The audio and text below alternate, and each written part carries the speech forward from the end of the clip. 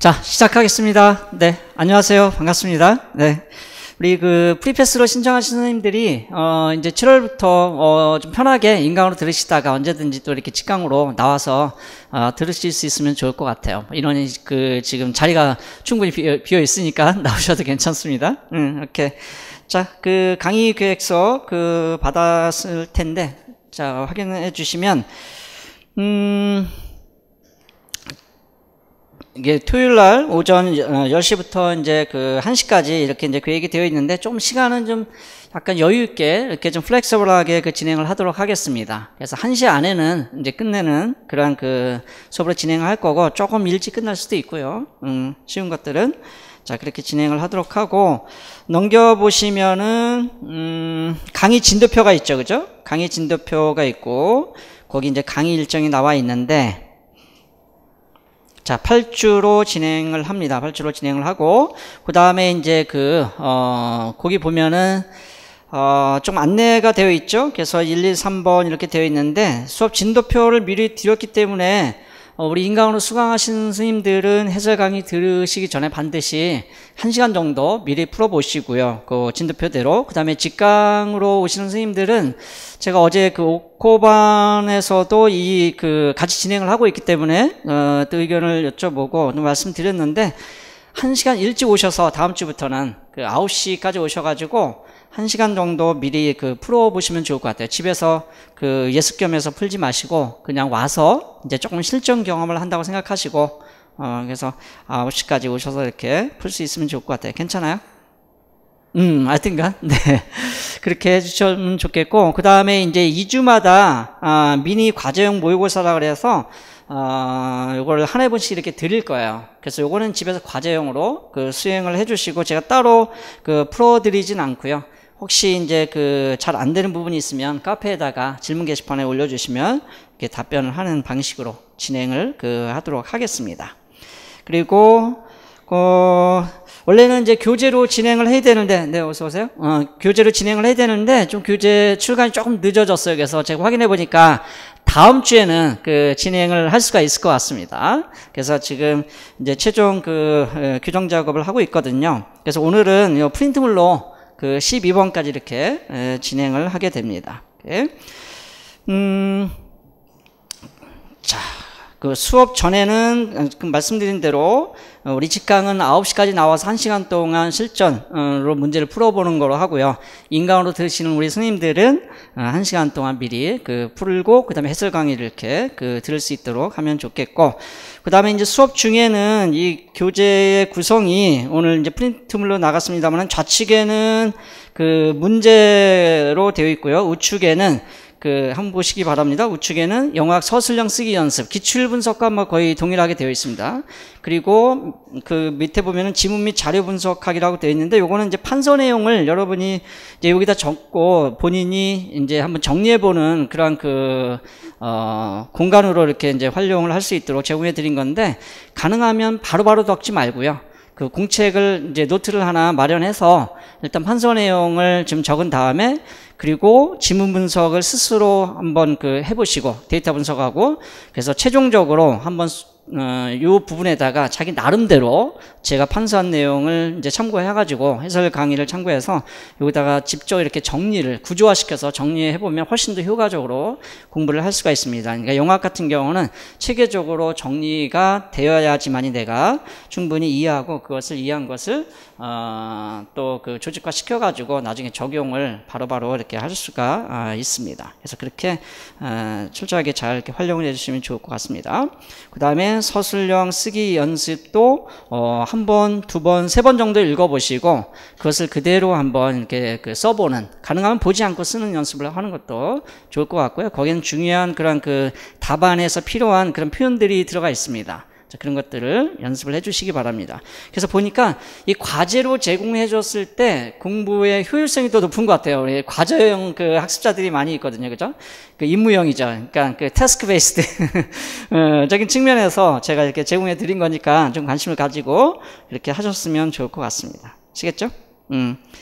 자, 그러면 문제를 한번 풀어보도록 할게요. 어제 옥후반에서는 이게 이제 옥후반은 아무래도 이명의 경험이 있는 분들을 대상으로 하기 때문에 지문 분석이나 데이터 분석을 자세하게 하기보다는 전체적으로 이제 정리하는 형식으로, 그리고 중요한 포인트를 잡아서 이렇게 진행을 이제 했었거든요. 그래서 조금 빨리 그 수업이 진행이 됐는데, 여기는 실코반에서는 가능하면 그래도 그 지문 분석을 뭐 일일이 다 하기는 쉽지는 않습니다. 시간 관계상. 그래서 중요한 부분들은 같이 이제 읽어보고 제가 또 그 설명을 해드리고, 그 다음에 이제 데이터도 가능하면 최대한 많이 이렇게 분석해 보는 그런 방식으로 좀 진행을 하도록 하겠습니다. 그리고 그동안 배웠던 것들을 일목요연하게 체계적으로 한 번 더 정리해 볼 수 있는 그런 시간들도 같이 넣어서 진행을 하도록 하겠습니다. 오케이. 자, 그러면 1번 문제부터 이제 볼 텐데, 요거 이제 교재가 나오면 제가 좀 더 그때 다음 주에 자세히 설명을 드리겠지만, 이제 구성에 대해서 미리 잠깐 그 설명을 드리면, 영역별로 이제 102문항을 순서대로 이렇게 제공을 이제 했는데, 그것은 뭐냐면은 포놀로지, 그 다음에 모폴로지, 시멘틱스, 프래그매틱스 순서로 되어 있고요. 그 안에 포놀로지 안에 다시 기입형이 먼저, 그 다음에 서술형이 그 다음. 모폴로지도 마찬가지입니다. 기입형, 서술형 이렇게 되어 있고요. 그 다음에 이제 포놀로지를 예를 들면은 포놀로지의 교재, 우리가 기본 심화 교재의 컨텐츠 순서대로 이것을 재배열을 했습니다. 그리고 이 문제는 2004년부터 2016년까지 3개년도에 그러한 모의고사 문제를 다시 선별해서 이렇게 재편집해서 제공을 해드린 거예요. 그리고 미니 과제형 모의고사인데, 어서오세요. 미니 과제형 모의고사는 작년도 제가 다른 팀에 있을 때 9월부터 11월까지 진행했던 모의고사를 다시 선별하고 재편집해서 이렇게 과제형 모의고사로 드릴 예정입니다. 그러니까 그렇게 알고 우리가 수업을 진행하도록 하겠습니다. 자, 그러면 1번 문제 보도록 할게요. 자료 받으셨나요? 응, 오케이. 자, 좀 늦게 오셔가지고 인트로덕션 부분 못 들으신 부분 제가 쉬는 시간에 말씀을 좀 드릴게요. 별도로. 자, 1번 문제는 우리가 이제 유니트라고 하는데 linguistic unit.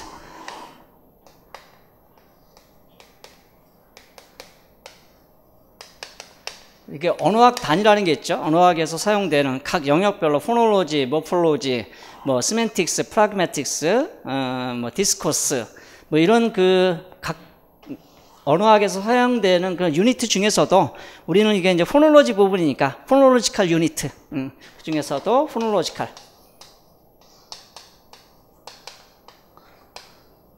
포놀로지컬 유니트를 한번 보려고 하는 겁니다. 근데 포놀로지컬 유니트 하고 우리가 이제 또 그래마티컬,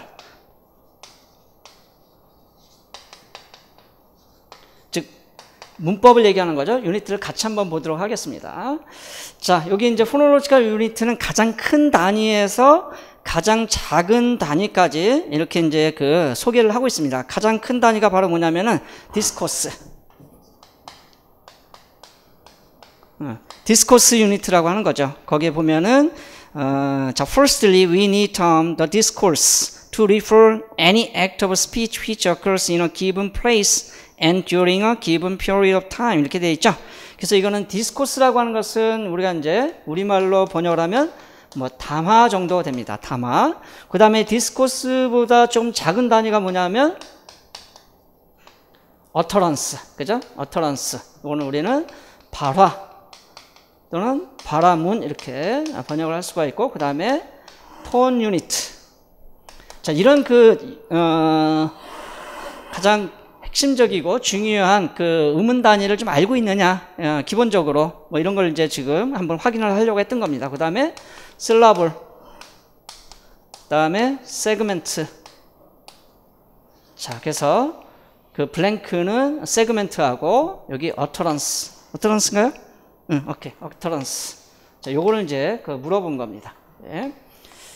자, 그래서 이 중요한 그런 이 테크니컬 텀, 그 중에서도, 이런 linguistic unit, 그 안에 이제 phonological unit, 이런 부분들을 우리가 한번 확인을 해보고 싶었던 문제여서 제가 맨 앞에 그 1번으로 문제를 배열을 했습니다. 자, 그러면 그거에 대해서 좀 읽어보면 뭐냐면 담화라고 하는 것은 우리가 기본적으로 그 grammatical unit, 다시 말해서 요거는 우리가 뭐라고 얘기하냐면 spoken form, 음성 형태죠. 음성 형태의 유니트를 우리가 phonological unit다 이렇게 이제 보통 이야기를 하는 거고, 그 다음에 여기 이제 grammatical unit, 요거는 다시 얘기하면 synthetic unit라고 해도 같은 의미가 됩니다. 그래서 이제 통사 단위는 뭐가 될까요? 요거는 written form이 되겠죠.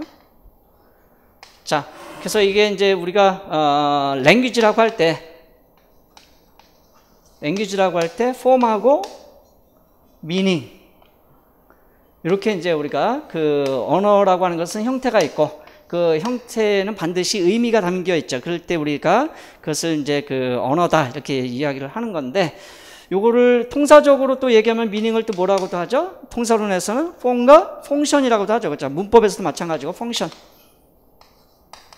그래서 여기는 이제 form을 이제 이것이 뭐로 나타나냐면 이제 유니트로 나타나게 되겠죠. 그래서 그 유니트를 spoken form하고 written form으로 이렇게 한번 구분을 해본 겁니다. 그죠? 자, 그래서 미리 한번 확인해 보면 이 디스코스는 written form, grammatical form, syntactic form으로 이야기하면 뭐가 되냐면 텍스트가 되죠. 그래서 텍스트 분석한다 그러잖아요. 그죠? 자, 그 다음에 utterance는 뭐가 될까요? utterance는 요거는 이제 그 소리의 그런 의사소통의 기본 단위가 이제 utterance라면, 자, written에서는 이게 sentence가 되는 거죠. sentence가 되고, 그 다음에 톤 유니트는, 이 톤 유니트라고 하는 것은 뭐냐면은, 거기 한번 읽어볼게요. 뭐 utterance를 먼저 잠깐 보도록 하겠습니다. 거기 discourse 아까 이제 하다 말았는데, 그 discourse라고 하는 것은 뭐라고 되어 있냐면은 which occurs in a given place, 어떤 특정한 장소에서 특정한 그런 그 기간에 나타나는 그런 스피치 액트다, 일종의. 그러니까 가장 작은 단위라고 하면 우리가 이제 그 서로 건배할 때 토스트 하는 거 있죠. 그것도 하나의 디스코스가 될 수가 있는 거고, 그죠?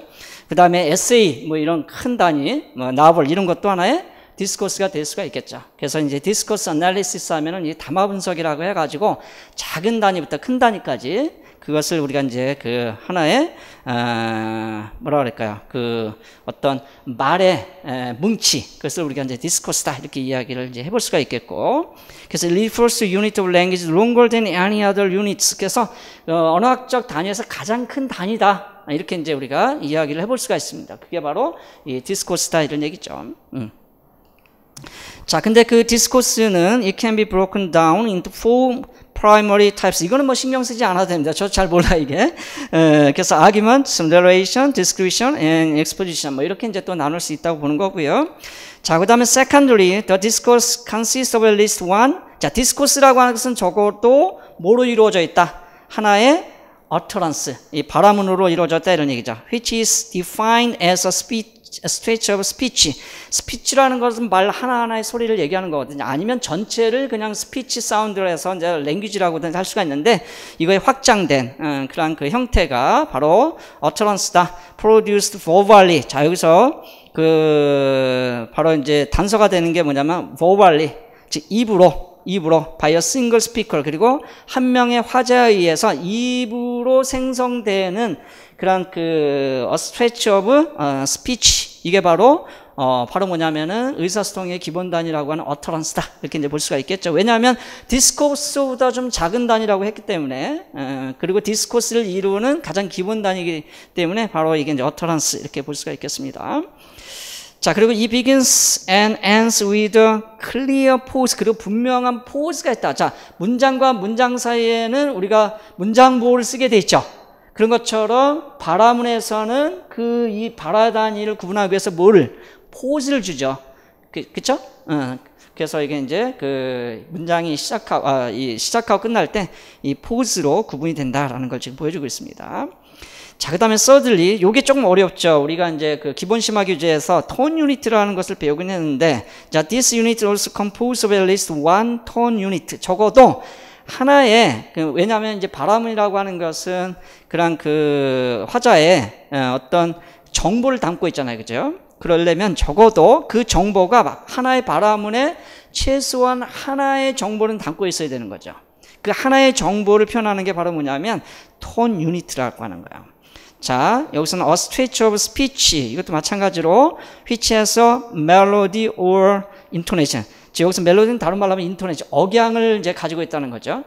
그래서 이거는 이제 그 인토네이션 그룹이라고도 하는 거예요. 톤 유니트를 뭐라고도 한다? 인토네이션 그룹.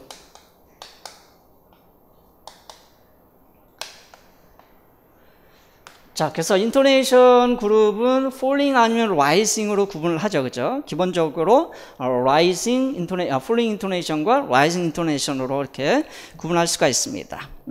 Tone unit is a section of speech containing one distinct pitch movement. 자, 밑줄 한번 보세요. 여기는 하나의 그러한 그 구별되는 피치 무브먼트가 있다. 이 피치라는 것은 소리의 높낮이를 얘기하는 건데 그 높낮이가 가장 크게 나타나는 그런 무브먼트가 있다 이런 얘기죠. 구별되는. 그래서 with the tone unit, 톤 유니트와 함께 one word is emphasized by the speaker. 그래서 이 distinct pitch movement가 어디에 나타나냐면 하나의 단어에 나타납니다. 다시 말해서 하나의 정보를 표현하는 그러한 인토네이션 그룹, 톤 유니트 안에 그 중에 한 단어에 가장 구별되는 피치 무브먼트가 나타나게 되는데 이런 얘기예요. 자, one word emphasized by the speaker and the stressed syllable. 근데 거기에 이제 스트레스가 어느 음절에 주어지겠죠. 가장 그 프로미넌트한 스트레스가 주어지는데 그 스트레스를 우리는 스트레스가 주어진 슬라블을 뭐라고 하냐면 타닉 슬라블 또는 타닉 액센트. 자, 이런 말을 쓰는 거죠. 그게 바로 톤 유니트다. 이 톤 유니트는 사실은 이제 또 하나의 정보 단위이면서 호흡 단위이고, 그다음 호흡 단위라는 건 약간의 포즈를 준다 이런 얘기죠. 그리고 통사 단위이기도 해요. 그래서 결국은 이 톤 유니트라고 하는 것은 이러한 그 리튼 폼에서는 뭐로 나타날 수 있냐면 프레이즈 또는 하나의 워드로도 톤 유니트가 나타납니다. 그러니까 하나의 워드에 하나의 이제 그 정보가 실릴 수가 있죠. 그러니까 극단적으로 얘기하면 문장이라고 하는 것도 one word는 결국 이제 나중에 보면 하나의 몰피면 하나의 슬라블이 될 수도 있죠. 그죠? 자, 가장 작은 그런 단위라기보다는 가장 작은 크기로 봤을 때. 자, 그래서 이 톤 유니트는 프레이즈가 되고 워드가 되고 물론 뭐가 될 수도 있냐면 하나의 톤 유니트가 하나의 센텐스가 될 수도 있습니다. 최소. 그죠? 그래서 그런 측면에서 보면은 프레이즈, 워드 단위에서 이렇게 나타날 수 있다. 이제 그렇게 볼 수가 있겠고요. 자, 그 톤 유니트는 또 뭐로 구성이 되어 있느냐? 자, firstly, the tone unit is made of at least one syllable. 제가 조금 빨리 진행을 하는데 따라오실 수 있죠? 이렇게. 자, 이 톤 유니트라고 하는 것은 적어도 하나의 one syllable로 형성이 되어 있다. 왜냐하면 이건 이제 정보 단위고요. 이 정보를 만들어내는 것은 소리가 합쳐져서 정보를 만들잖아요. 그러면 소리가 만들어지려면 적어도 무슨 단위로 소리가 만들어지냐면 슬라블 단위로 소리가 만들어지는 거예요. 제가 지금 한국어로 말을 하든 영어로 말을 하든 전부 다 그 소리라고 하는 것은 그 슬라블 단위로 발성을 하게 돼 있어요. 그래서 그 슬라블 안을 들여다보면 어떻게 돼 있죠? 슬라블은 온셋, 그 다음에 라임, 우리가 알고 있듯이 뉴클리어스, 그 다음에 코다 이렇게 돼 있죠. 그래서 뉴클리어스에는 주로 이제 바울이 오게 되고, 그 다음에 온셋에서는 당연히 컨소넌트, 코다 컨소넌트가 오게 되죠. 그래서 이제 요거는 수의적이잖아요. 이게 수의적이라는 건 뭐냐면 이게 이제 소리 단위니까 모음은 그 하나만으로도 슬라블이 될 수 있다 이런 얘기야. 그런데 자음은 이 자음만 가지고는 소리를 낼 수가 없어요. 우리가 그냥 편의상 바일레이비어라면은 뭐라고 소리를 내줄 뿐이지 자음 자체는 그 소리를 낼 수 없어요. 그래서 이 자음은 우리가 이제 한자로 쓰면 이게 아들 자자를 쓰는 거고, 요 모음은 어미 모자를 쓰는 거야. 그래서 자식은 부모 없이 홀로 존재할 수 없잖아요, 그죠? 물론 이제 컨소넌트라고 할 때 이 컨소넌트라고 하는 것은 같이 소리가 난다 이런 뜻이거든요. 여기에 부모 자식 그런 의미가 있는 건 아니고, 그런데 어쨌든 이제 번역을 참 이렇게 멋지게 했습니다. 왜냐하면 언어라는 것은 어쨌든 우리 인간에게 가장 중요한 그런 요소기 때문에 뭐 이런 번역을 적절하게 이제 잘 하지 않았나 싶은데, 자, 이거는 이제 뭐 여담이었고, 자, 그래서 이러한 정보를 담기 위해서는 소리를 내줘야 되는데 그 소리 단위가 바로 뭐다? 실라블이다. 제가 좀 더 주변적인 얘기를 같이 포함하고 있는 겁니다. 자, 그래서 one 실라블로 이루어져 있다. 그리고 그 실라블들은 뉴클리어스, 그 다음에 이제 가지고 있고, 좌측에 운세, 우측에 이제 코다. 그래서 뉴클리어스, 코다를 합쳐서 우리는 라임이다. 이렇게 이야기를 하는 거죠. 자, 그래서 실라블까지 봤습니다. 그럼 실라블은 우리가 이제 적어도 이 실라블이 되기 위해서는 워드의 그러한 이 형태를 갖추고 있어야 되고, 아니면 우리가 포님, 포님이 아니라 몰핌, 형태소, 그렇죠? 형태소라고 하는 것은 적어도 하나 이상의 그러한 실라블로 되어 있고 최소의 의미 단위죠. 그게 우리가 이제 이 몰핌이라고 하는 겁니다. 그래서 우리가 리튼 폼을 분석할 때 이게 이제 텍스트 분석이라고 하잖아요. 그럼 텍스트 분석에서는 센텐스, 프레이즈, 워드, 또 몰핌까지도 우리가 들여다볼 수가 있겠죠, 그렇죠? 자, 그 다음에 이제 요게 가장 이제 좀 어려웠을 텐데 우리가 문제를 해결하는 데 있어서, 자, lastly a syllable consists of at least one. 자, 그러면 syllable이라고 하는 것은 적어도 여기 이 뉴클리어스에 들어가는 소리, 온셋에 들어가는 소리, 코다에 들어가는 각각의 인디비주얼 사운드가 있어야 되잖아요, 그죠? 그 인디비주얼 사운드를 우리는 뭐라고 하냐면, 여기에 폰과 포님이란 말이 들어가 있기 때문에 혹시 엘러폰이라고 쓴 분이 있을지 모르겠는데, 자, 그거는 포님과의 또 다른 변형을 우리가 엘러폰이라고 하는 거고, 요런 자음과 모음의 각각의 소리를 우리가 유니트로 이야기할 땐 세그멘트 이렇게 이야기하는 거예요. 자, 그래서 우리가 수프라 세그멘트란 말 들어봤죠? 그것은 우리 실라블이라든가 스트레스라든가 인토네이션 이런 걸 우리가 이제 수프라 세그멘트, 초분절 음절이라고 이제 이야기를 하는 건데, 그럴 때 이 세그멘트를 잘 기억을 해 두시기 바랍니다. 오케이? 자, 그래서 usually more than one. 그렇죠. which is a discrete unit. 자, 여기 밑줄 그어보세요. discrete unit. 우리가 사운드 밸류에서 그 사운드를 이제 기입형으로 기출해서 이제 우리가 풀어봤는데, 그때 패시지 안에 들어있었던 용어 중에 하나가 discrete이에요. discrete unit 할 때.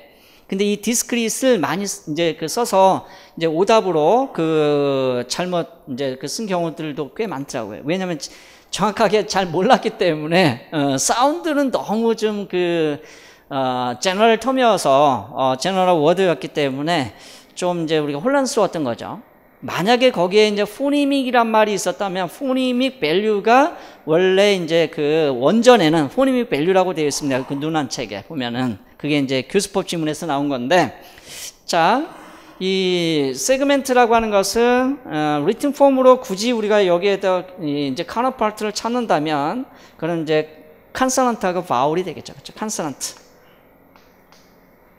컨소넌트하고 바울이 여기에 이제 해당이 된다 이렇게 볼 수가 있겠습니다. 그러면 이 디스크리트 유니트라는 건 뭐냐면은 이 각각의 단위들을 디스크리트 유니트라고 하는 거예요. 이게 나눠져 있다는 거예요. 구별되어 있다는 거예요. 이 단위가 그런 거를 우리는 뭐라고 한다?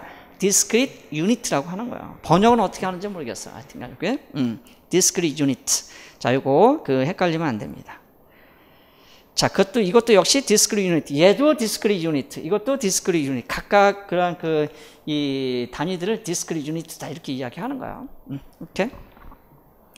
자, 조금 더 읽어보면 그 디스크리트 유니트로서 that can be identified. 그쵸? 이것이 확실히 이렇게 이제 이 정체성을 가지고 있다는 거예요. identify 될 수 있다는 것은, 확인이 될 수 있다는 것은 각각의 유니트로 이제 우리가 확인할 수 있다.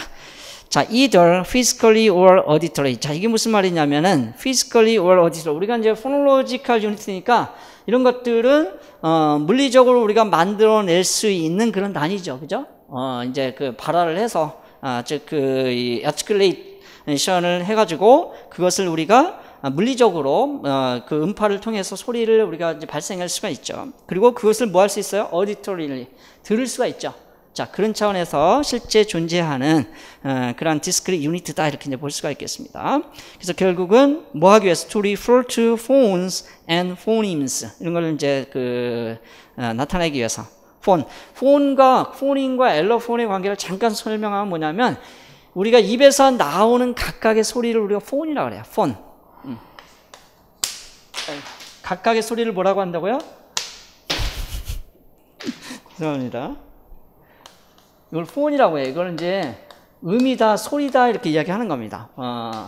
우리말로 하면 소리 이런 뜻이에요.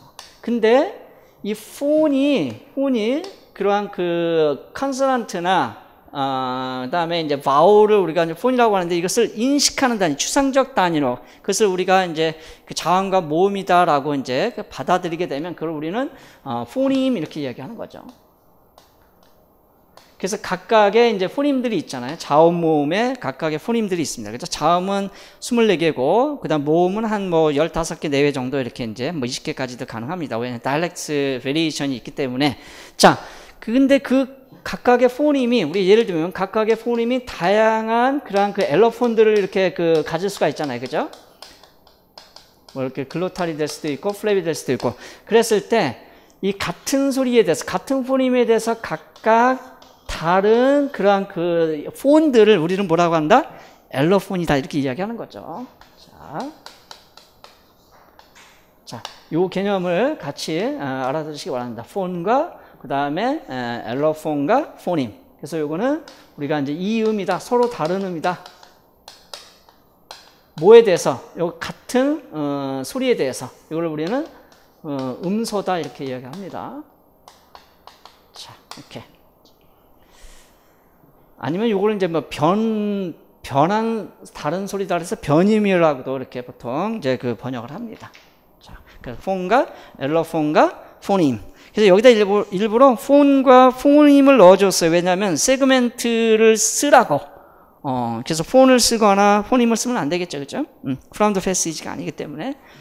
자, 첫 문제여서, 그리고 전체적으로 우리가 이제 이 포놀로지컬 유니트, 그래마티컬 유니트, 신택틱 유니트를 한번 쭉 정리를 해봤습니다. 됐죠? 오케이.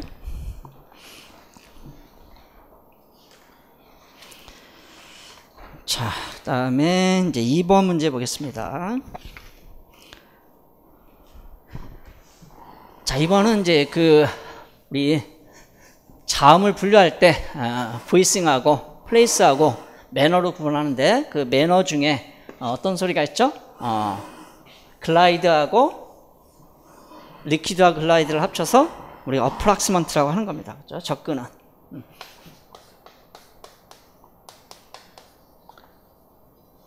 글쎄요, 이 용어도 꽤 중요한 그러한 포지션을 차지하는데 이거 스펠링 틀리지 않도록 정확하게 이제 해주시면 좋을 것 같아요. 이거 예전에 모의고사로 냈을 때 스펠링 틀린 분들 꽤 많더라고요. 자, 이 어프락시먼트는 우리가 리퀴드하고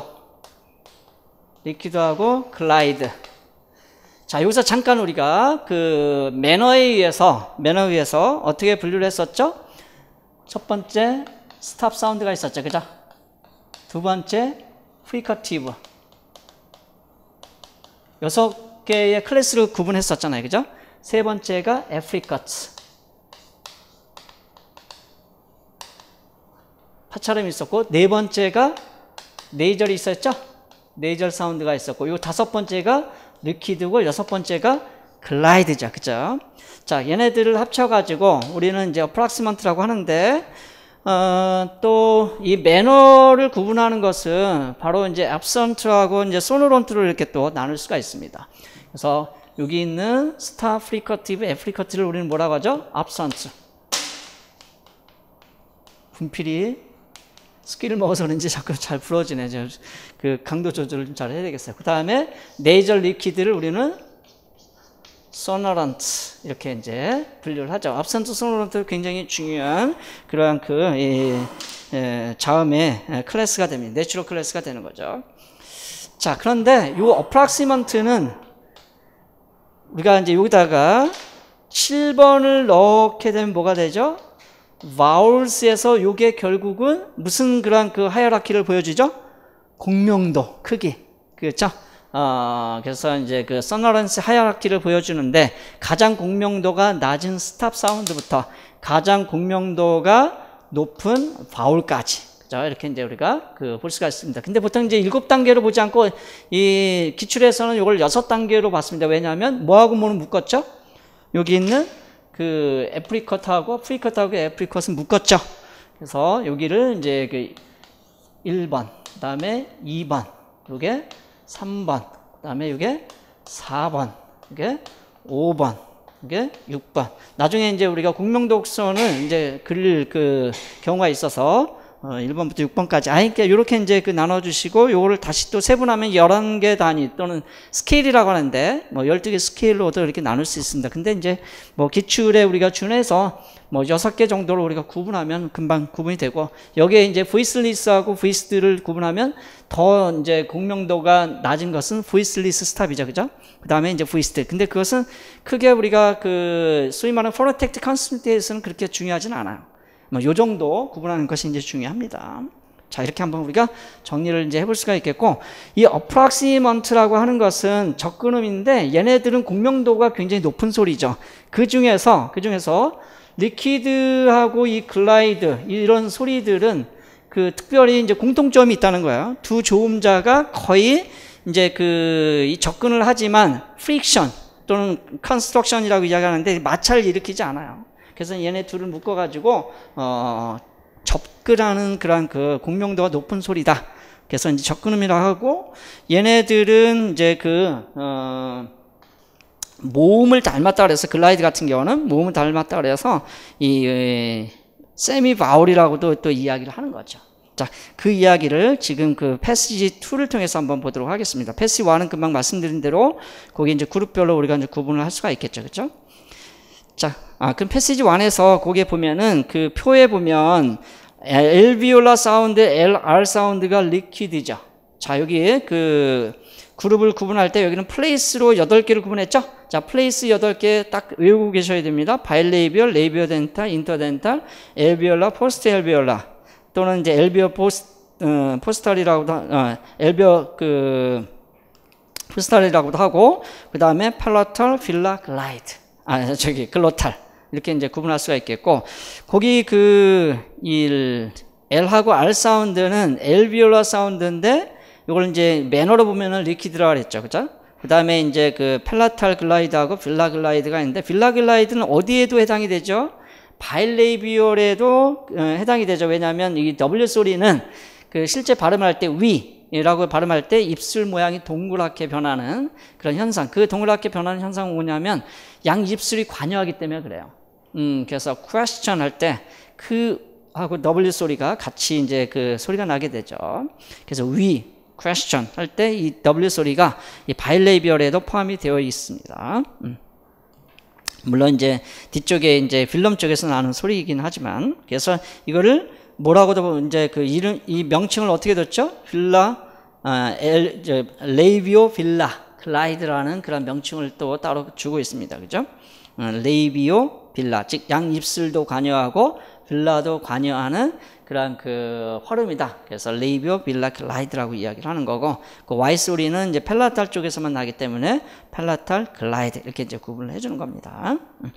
자, 그래서 그 패시지 2를 보면은 approximates, 저는 그냥 편의상 이거를 발음하기가 좀 힘들어요. 요 자체는 자음 중에서도 푸부무 뭐 그다음에 스지 쉬집 이런 것들은 이제 나름대로 철자하고 구분해서 알파벳 구분해서 발음을 저는 이제 그걸 분명히 하는데, 요거는 뭐 위, 유 이렇게 할 수도 없고 뭐 그렇게 할 수는 있겠지만 좀 듣기가 좀 구분이 잘 안 돼요. 그래서 그냥 WY 사운드라고 하겠습니다.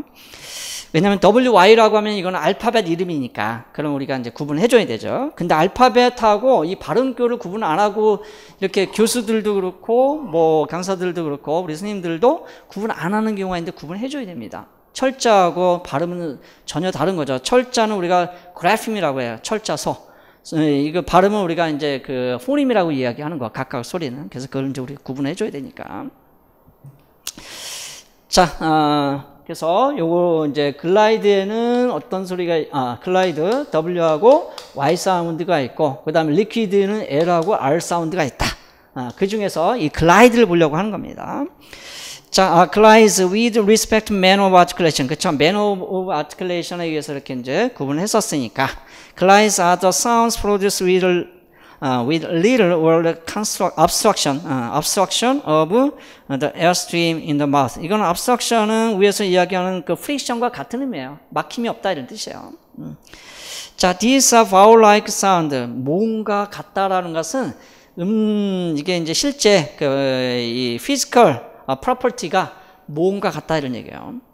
그래서 공명도가 가장 높은 소리입니다. 자음 중에서는 that function like consonant. 그런데 기능은 무슨 기능을 하는 거예요?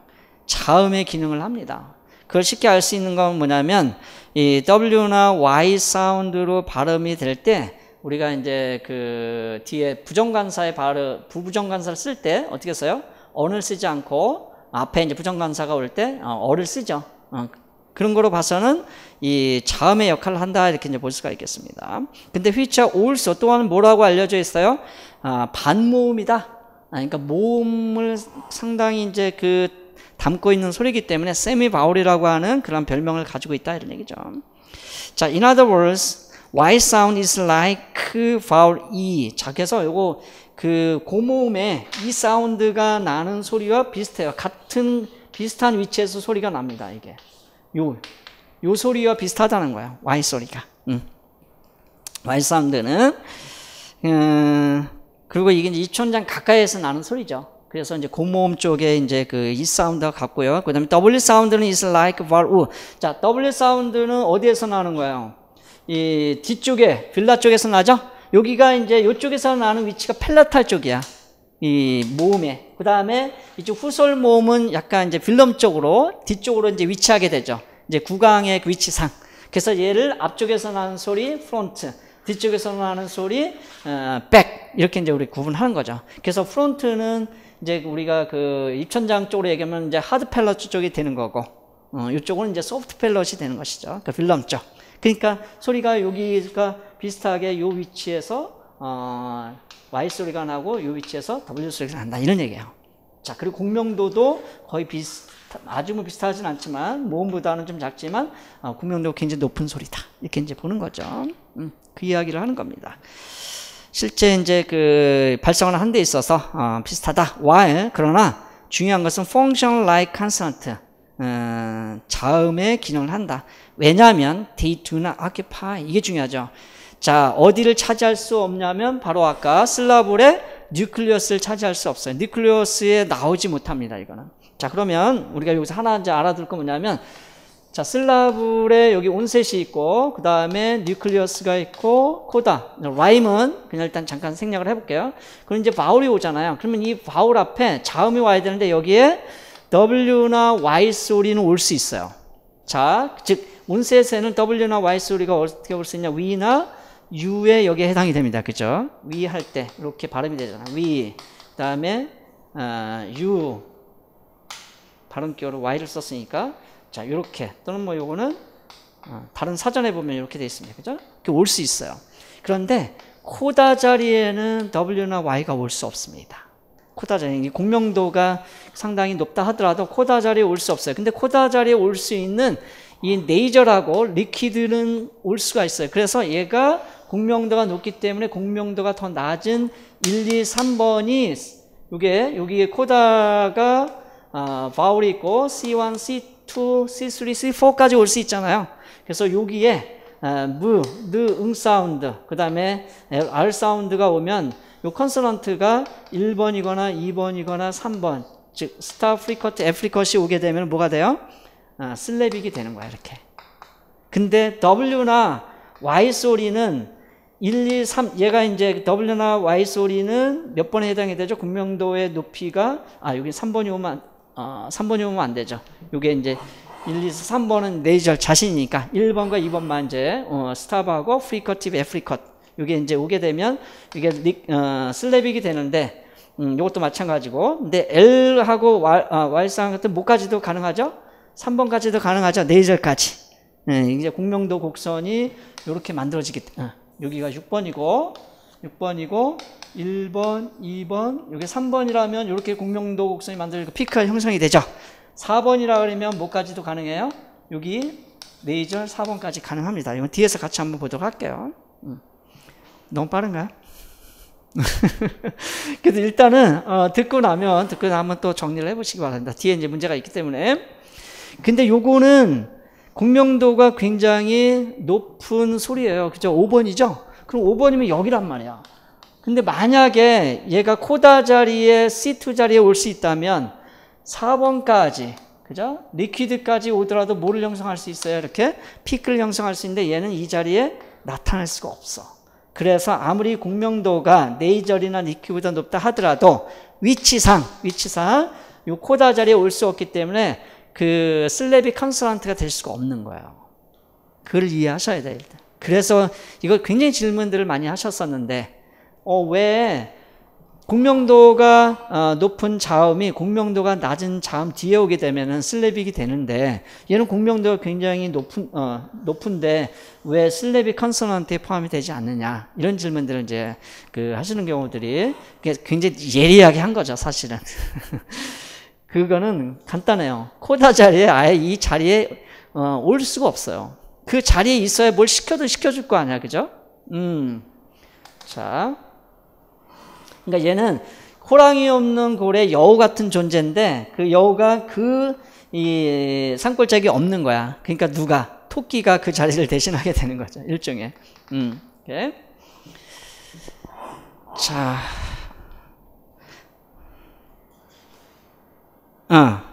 그 얘기는 뭐냐면 이 온셋에는 올 수 있고 코다는 원래 갈 수가 없고요. 이 모음에 여기 보니까 they do not occupy 또 모음 자체, 그러니까 이 모음이 위치에 뉴클리어스의 뭐가 이 스스로 요 놈이 스스로 요 자리에 들어갈 수가 없어요. 그렇기 때문에 이 자음의 역할을 한다 이렇게 보는 겁니다. 즉 모음의 역할을 하지 못한다 이런 얘기죠. 그래서 모음은 아니다 이런 얘기예요. 여기서 그 얘기를 하고 싶은 거예요. 자, while function like consonant. 왜냐면, 왜 자음의 역할을 하냐면, they do not occupy the nuclei 또는 nucleus. 이건 이제 복수형은 nuclei, 단수형은 nucleus. 둘 다 가능하겠습니다. And they always need a vowel to lean on. 자, 이게 무슨 얘기냐면, 항상 모음을, 의지할 모음이 필요하다. 자, 보죠? 여기에 온셋에 오게 되면 누가 있어야 반드시? 모음이 있어야 되잖아. 자, 근데, 요 위치에 나타날 수는 있어요. 어떻게 나타날 수 있냐면, 요게 이제 요렇게. 이런 식으로. 이중모음에는 이런 식으로 나타날 수 있어요. 이중모음에. 그래서 오이, 그 다음에 오, 이런 식으로. 또는 I. 이렇게 나타날 수 있어요. 그래서 my house oil 이렇게 외우라 그랬죠. 그래서 거기 나오네요. 보니까. 뒤에 이제 그래서 이 approximate하고 꼭 같이 알아둬야 될 게 passage C예요. C. 딥송이라고 하는 이제 블랭크를 제가 드렸지만 왜냐하면 여기 있는 이 글라이드, 펠라탈 글라이드하고 이 레이비어 빌라 글라이드는 이중모음에 나타난다. 이중모음에. 그것도 같이 알아두시기 바랍니다. 그래서 이 approximate가 굉장히 중요해요. 그래서 출제자들이 이런 부분들을 조금 이제 연구를 하고 고려한다면 얼마든지 기평으로 낼 수 있는, 물론 여기서는 approximate도 가능하고 글라이드도 가능하고 리퀴드도 가능한데 가장 또 출제의 어떤 빈도나 어쨌든 그런 예측을 우리가 이제 본다면 글라이드가 나올 가능성이 높은 거죠. 그래서 이 문제를 한번 출제를 해본 겁니다. 굉장히 이제 고민을 많이 해서 출제를 했는데 블랭크는 여러 군데 넣을 수 있어요. 그죠? 우리가 이제 패시지 기평 문제를 통해서 거기에 주어진 블랭크만 보지 마시고 패시지 전체에 주어진 그런 내용들을 읽어가면서 중요한 부분들을 여러분이 이렇게 또 체크를 해두시면 기평 문제를 해결하는 데 있어서 상당한 훈련이 됩니다. 연습이 돼요. 자, 그것만 딸랑 알고 넘어가면 나중에 이제 다른 데 블랭크가 생겼을 때 좀 당황하게 이제 되는 거거든요. 미리 이렇게 블랭크들 많이 여러분 스스로 만들어 보시기 바랍니다.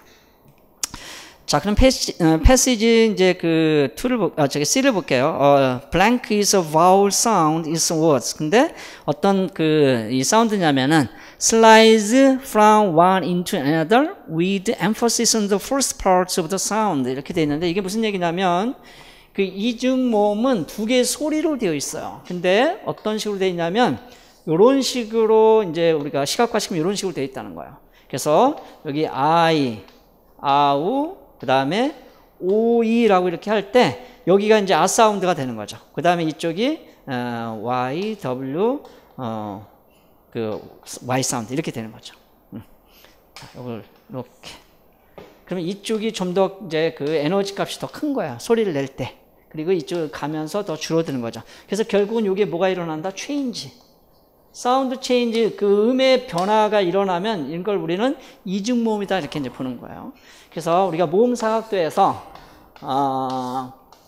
여기 이제 S 사운드하고 여기 O 사운드가 있잖아요. 그래서 이거를 소리의 변화가 없다라고 보는 학자는 문법성 단모음을 보는 것이고 둘을.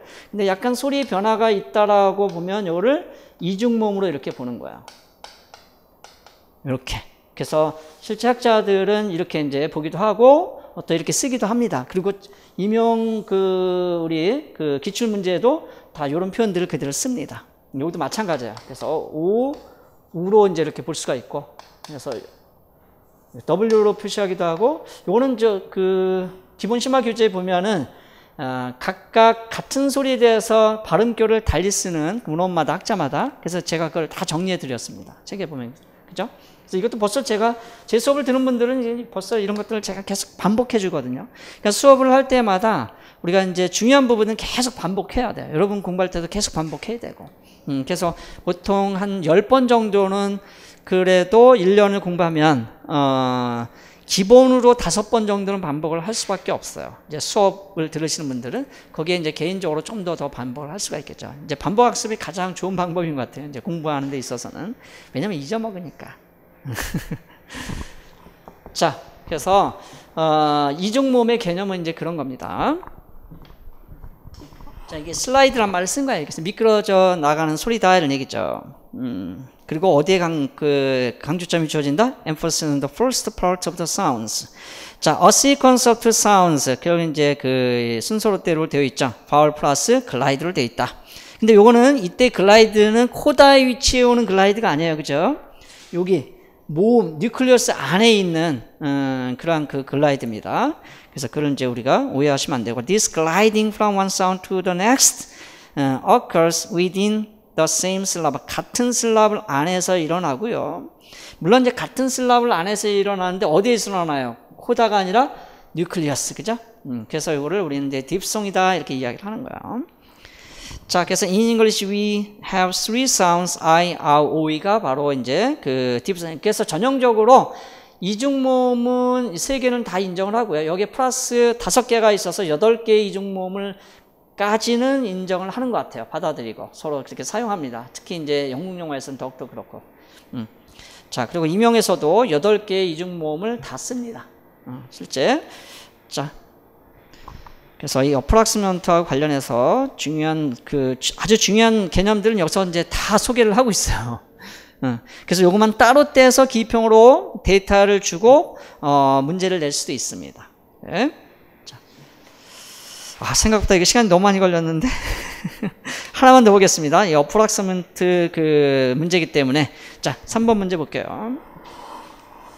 이게 목차별로 정리가 되어 있기 때문에 같은 토픽 안에서 이렇게 또 연결이 될 수도 있습니다. 자, 여기는 이건 뭐냐면 포노텍틱 컨스트레인트의 트리플 온셋 클러스터에 대한 그런 이 포노텍틱스인데, 바울이 있고 앞에 컨소넌트 1, 2, 3까지 올 수 있어요. 근데 여기에는 매우 제약적인 컨디션이 존재한다는 거예요. 포노텍틱 컨스트레인트가 존재한다는 거죠. 이걸 트리플 온셋 클러스터라고 하는 건데, 자, 거기 지문에 있는 그대로 우리가 데이터에 있는 그대로 보면은 일단 스 사운드가 와야 돼요. voiceless, 프리커티브, 엘비올라 프리커티브가 와야 됩니다. 그죠? 그 다음에 두 번째 C2는, 이게 C1C, C2는 컨소넌트 1, 2, 3 순서를 이렇게 이야기하는 겁니다.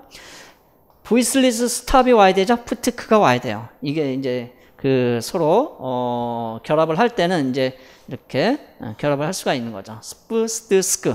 그 다음에 여기 세 번째 컨스턴트에는 데이터를 보고 분석하라 이런 얘기죠. 데이터를 하고 분석하라.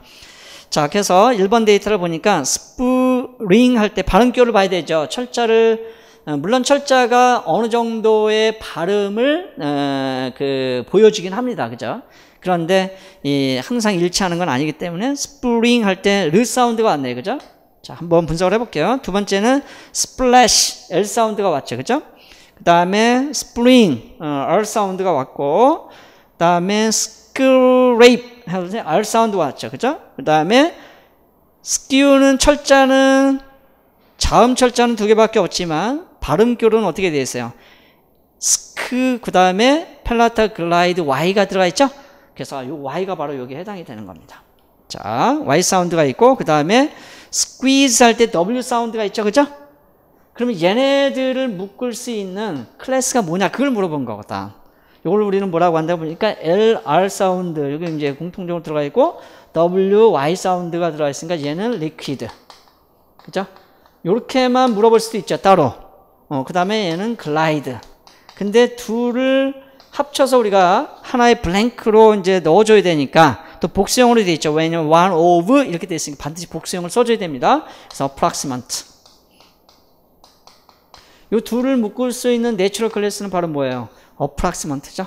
그래서 approximate가 들어가야 된다. 요거는 applied English 플로놀지에 보면은 이대로 나와 있습니다. 그래서 이대로 나와 있는 건 아닌데 이 내용이 들어 있어서 제가 이제 데이터를 구성하고 이 기입형 유형으로 이렇게 그 모의고사 문제를 출제했던 거예요. 자, 그럼 아주 심플하죠. 근데 여기에 클루를 많이 줬어요. 이거를 쓸 수 있도록. 자, 거기 그 밑에서 이제 세 번째 줄에 보면은 The third onset, 여기 third onset이죠? is one of the approximants, which, 여기서부터 이제 단서를 준 거죠. which are all sonorant consonant. 자, 그러면 sonorant consonant라고 여기서 이제 sonorant absent를 말을 줬다는 것은 바로 place, voicing, manner로 구분할 때 manner로 쓰라 이런 얘기예요. 그거를 구분해 줘야 됩니다. 자, 우리가 자음의 어떤 이 내추럴 클래스를 쓸 때 우리가 시험에서는 이제 그 피처를 쓰는 코로날이 나왔었죠. 그죠? 자, 근데 여기서는 이제 그 매너로 쓰다 이런 뜻입니다. 자, those data 2 and 3 indicates a third onset cannot be. 자, 그럼 third onset에는 뭐는 올 수 없다? counterpart인 그런 데이터 2번과 3번을 통해서 nasal이나 fricative나 affricate. 즉, 그럼 nasal, fricate, affricate를 뺀 나머지는 다 뭐예요? 그죠? 그거는 올 수가 없다. 그러면 sonorant 사운드이면서 nasal, fricative, affricate를 뺀 나머지는 뭐예요? liquid하고 글라이드만 남죠. 그죠? 그래서 이 기본을 우리가 확실하게 알고 있어야 되는 거죠. 자, to form the triple onset. 자, 그러면 결국은 둘을 합친 approximate다. 자, 그 원소가 이제 굉장히 또 의미 있는 것은 서답형 유형에서 12문제 중에서 11문제가 거기에 관련이 있죠. 그래서 이제 거의 원전으로 우리가 이제 공부를 하고 아주 그냥 구석구석 이제 공부하시는 분들도 봤는데, 글쎄요. 아무튼 웬만한 게 거의 다 들어가 있기 때문에 그래요. 상당히 많은 그런 이 포노로지컬 피노미나에 대해서 기술을 해놓기 때문에 그 책이. 자. 그래서 우리는 그 5코반에서 1, 2월에 그걸 다뤘었죠. 됐죠? 괜찮죠? 이런 문제 이렇게 한 번씩 풀어보면, 그러니까 우리가 알고 있는 것들을 직접적으로 물어보지 않고 데이터 분석을 통해서 기입형 문제를 완성할 수 있도록, 뭐 서술형도 마찬가지지만, 그렇게 우리가 이제 연습을 이제 하셔야 됩니다. 오케이? 자, 요런 문제 이제 조금 변형을 하거나 그렇게 이제 나온다 그러면 틀리면 안 되겠죠. 그죠? 더 이상. 자, 그럼 잠깐 한 5분 전 10분만 쉬었다가 이어서 하도록 할게요. 오케이.